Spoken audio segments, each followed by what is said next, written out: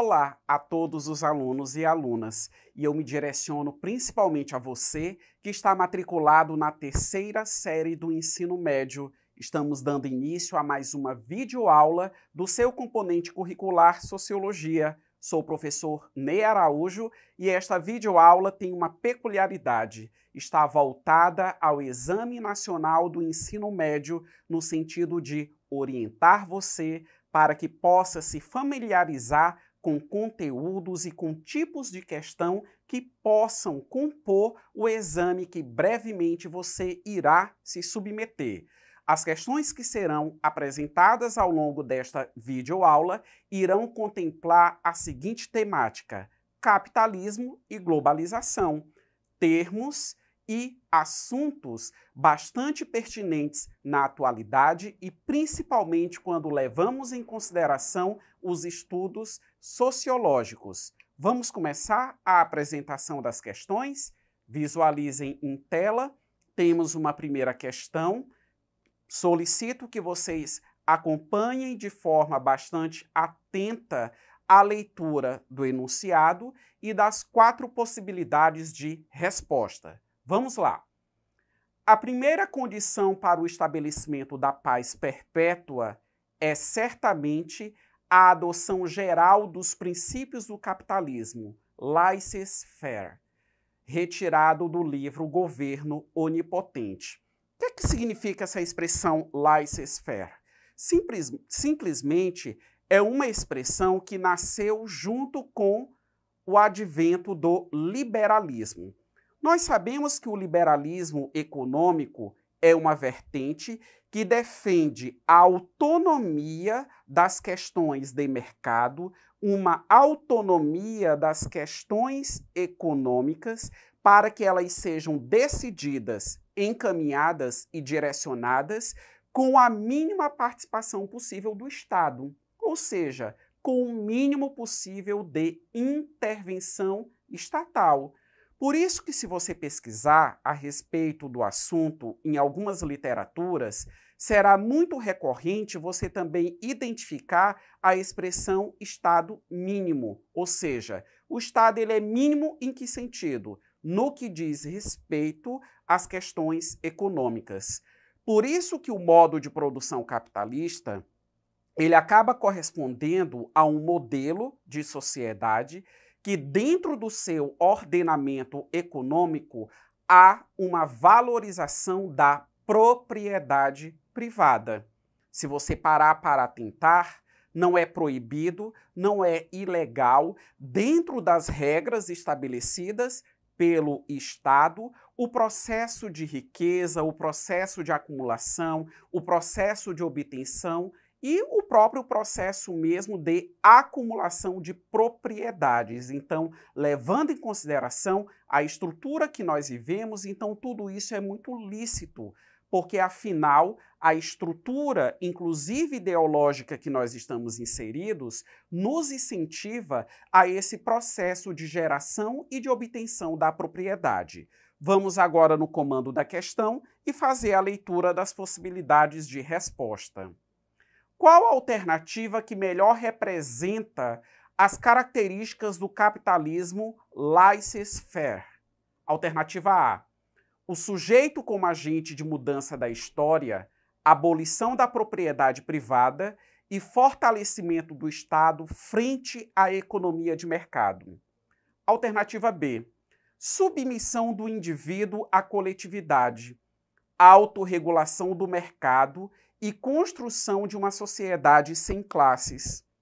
Alternativa C: liberdade total e irrestrita para os indivíduos, para o mercado e maior intervenção do Estado na economia.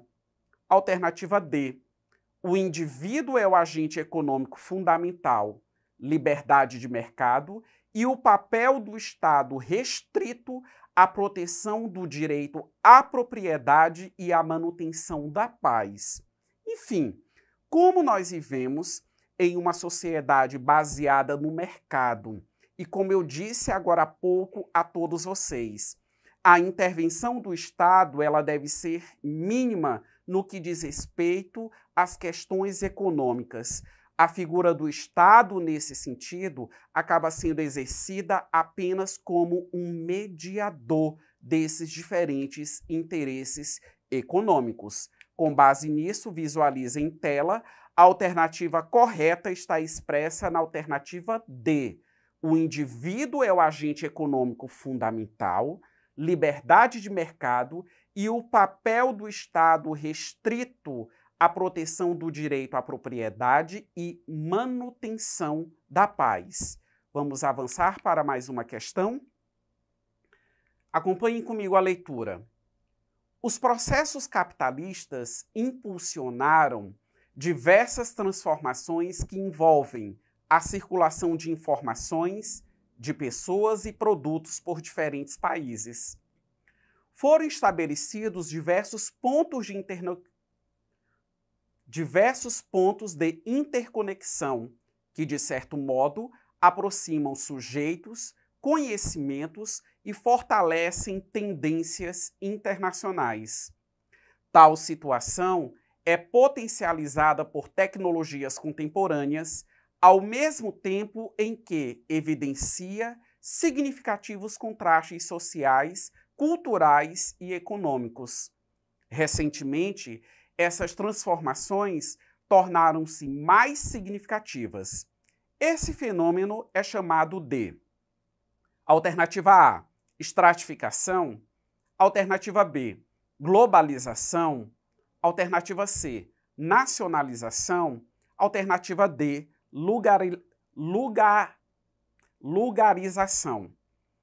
Bem, analisando as possibilidades de resposta com o enunciado da questão, o que é que nós conseguimos identificar? O que é que você tem que perceber, caro aluno?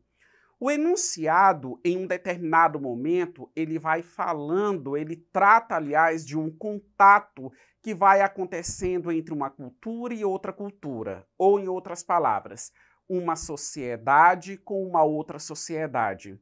Menciona os produtos, que, na verdade, sociologicamente falando, nós utilizamos o termo mercadorias e assim sucessivamente. E aí temos uma palavra que é chave nesse enunciado, que é a interconexão.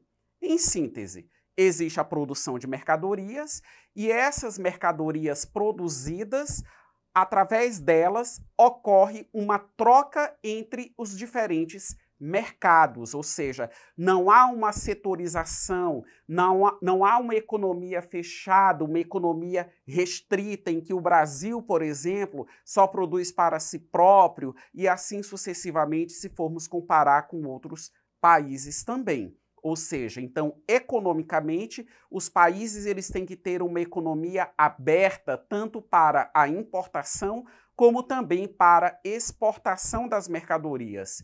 Com base nisso, visualize em tela, a alternativa correta está expressa na letra B, globalização, que é um termo muito usual na atualidade. A globalização, em certa medida, ela acaba evidenciando uma peculiaridade, que é essa sintonia, essa abertura de mercados existente entre os países e que é tão inerente ao momento, ou por que não dizer, ao estágio social do atual modo de produção capitalista. Vamos a mais uma questão. Acompanhem com bastante atenção. Essa questão, ela constou no Enem do ano de 2015. Não acho que seja possível identificar a globalização apenas com a criação de uma economia global, embora este seja seu ponto focal e sua característica mais óbvia. Precisamos olhar além da economia. Antes de tudo, a globalização depende da eliminação de obstáculos técnicos, não de obstáculos econômicos. Isso tornou possível organizar a produção e não apenas o comércio em escala internacional. Então, olha só, o enunciado da questão, o fragmento, ele nos traz uma informação bastante valiosa. Nós não podemos somente considerar como globalização a questão dos mercados, a questão da economia propriamente dita. E a engenharia que faz com que toda essa economia ela venha a funcionar. É necessário ter um olhar no que diz respeito a isso, principalmente no que diz respeito ao desenvolvimento tecnológico. Vamos no comando da questão e vamos visualizar as possibilidades de resposta?